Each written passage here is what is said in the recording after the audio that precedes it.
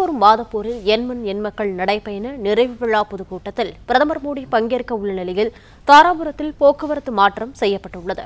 கூடுதல் விவரங்களை செய்தியாளர் செந்தில்குமார் வழங்க கேட்கலாம். செந்தில்குமார், வணக்கம். விவரங்களை சொல்லலாம்.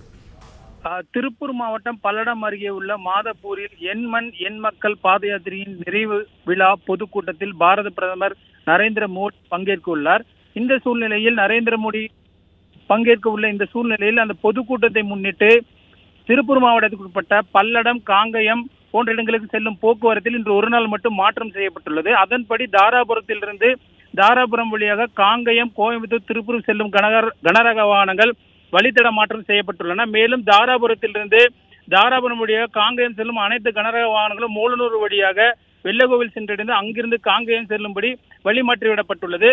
மேலும் கோயம்புத்தூர் செல்லும் கனரக வாகனங்கள் குடிமங்கலம் வழியாக பொள்ளாச்சி சென்று பின் கோயம்புத்தூர் செல்லும்படி பாதை மாற்றம் செய்யப்பட்டுள்ளது.